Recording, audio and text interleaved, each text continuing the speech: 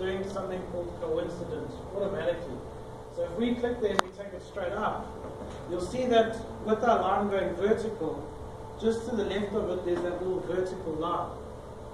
Now that line is showing you that the line's going to stay vertical. So if your line was supposed to be at 5 degrees, don't put it down like that because it stays vertical forever until you delete. You can delete constraints.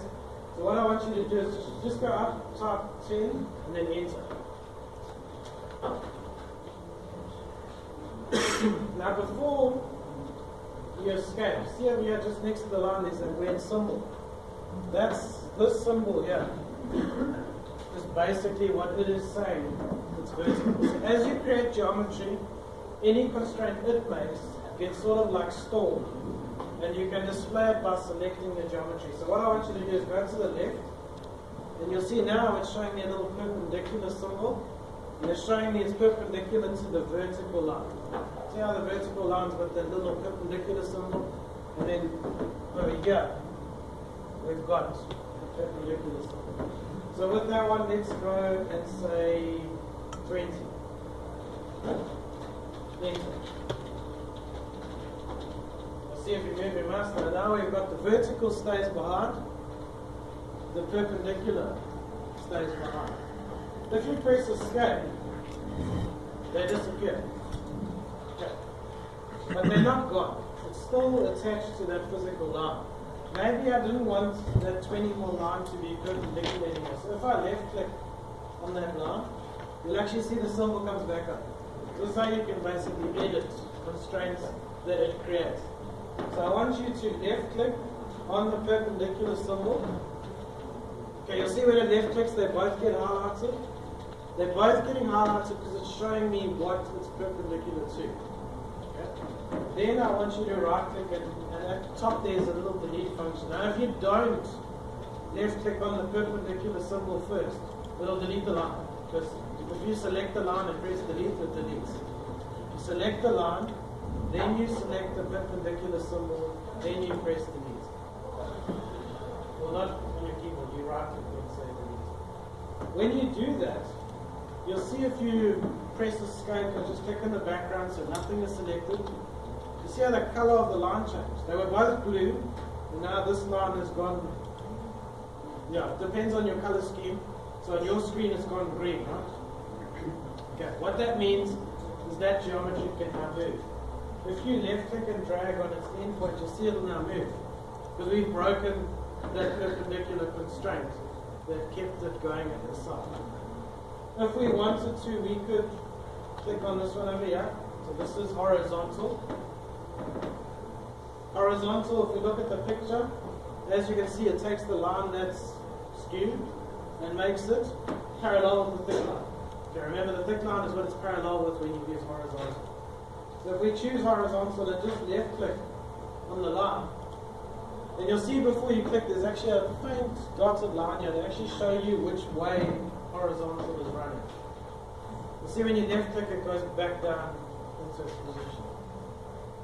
Okay, you wouldn't actually do that, so I'm just sort of showing you if I didn't want it perpendicular. Maybe it was perpendicular to a line that was at an angle, so when you moved it, you know, it was doing that where I wanted to do this. So now, if I got rid of that vertical, if I moved that vertical line at an angle, it would automatically maintain horizontal. It wouldn't move like this, which is what it would do just now.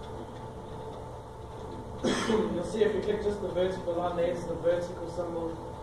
This in the old version, so I've been using Inventor for 11 years now, so way too long.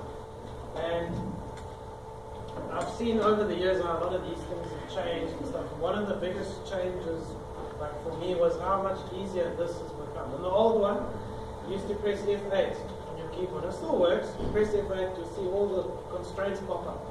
The problem with this is if you had 100 lines, and each line has 2 constraints on it, you suddenly had 300 symbols on the screen. And the old one, it also didn't scale. So those symbols would be like the size of an ant or the size of a house. Like depending on if you were drawing something really big, those symbols were tiny and you couldn't see them.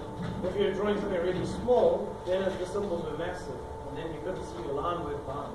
Where that's all changed, you'll see when you zoom in, Those symbols are like a certain size based on your screen.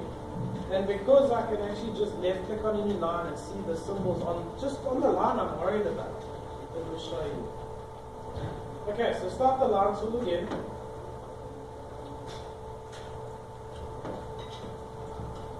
Okay. With the line tool on, go on the end of the 20 mil line. Okay, we're going to do something now a little bit different. Yours isn't showing it, so if you look on your bottom left of your screen, there should be some text there. It should say select. Basically, I've got one set that it follows my cursor now. So it says there select start of line, and then it says drag off endpoint for tangent arc. So you should be seeing that. Where mine says for help, press F1 right at the bottom. That's what yours is going to say there. Select endpoint. So I want to create an arc, arcing up out of this. So to do that, go on the endpoint of the 20, left click, don't leave the left click. Okay? Now, because the arc I want to create is going to go like this. Now, so the way you do this is you left click, you keep your left click in, move your mouse to the left, and then drag it up. And you're going to see it's going to create an arc. So basically, the way you drag is very important. See if I go to the left, and you see now when I do this, if I wanted my arc to go up and out, I take it back to the start point, it restarts. And I take it upward and then move it left and right. You don't have to take it exactly vertical. I just find it's easier showing people this way. So I can actually just go there and drag like that and then create it. It's just easier. You see those dotted lines? You take it back to the start point, take it down, now the arc's that way. Start point, take it left, that way. Start point, take it up. Yeah. Now we actually wanted to go this way. Okay? So just eyeball the thing. We're not going for exact value. We're going to use dimensions now to give them the exact value. So just drag your arc so it's going to the left and up. I'll just give you guys like a second to get that.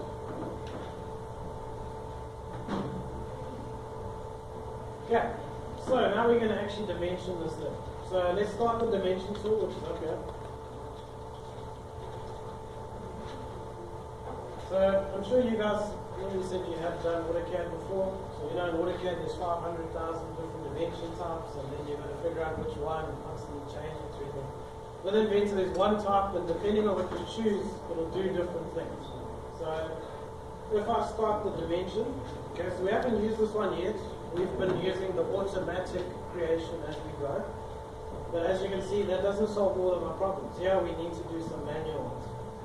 So start dimension. Click on your arc. It's quite important where you click. That is the end point of the arc.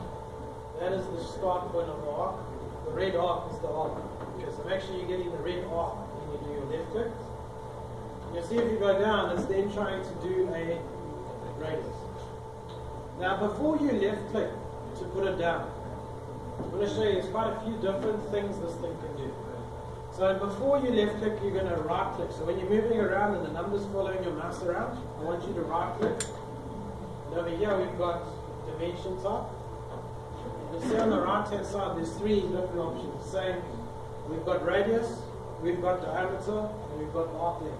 So basically, based on that radius, it can do those three different dimension types. And this is how you can switch between linear, line. So you've got linear, it's an horizontal, vertical, and a line on a linear line. You have those three choices. So we're going to go with, let's say, diameter. You'll see it'll switch it up now to show us the diameter of the thing. So we're going to put it down. So now you left click. So after you've set it to diameter, you left click to put it down. So it's 30 and then enter. So now we've got 10, 20, 30. Now all I need to do is maybe set how much higher than maybe this line, this point is. So once again, like I said, we don't have to switch from one dimension type to a different one to a different one. We just use the same dimension type to do different things. So I want you to left click on that 20 mil line. That's it. Left click on that line. When you go up, it wants to do the horizontal length of that line. But if I go up and I choose this point, it's now going to change its mind and do the distance between the line and the point. We'll see if I take it to the left or the right. It's now doing a vertical length, or vertical distance. So with that, I'm going to put it down and let's say 10. Just as we can.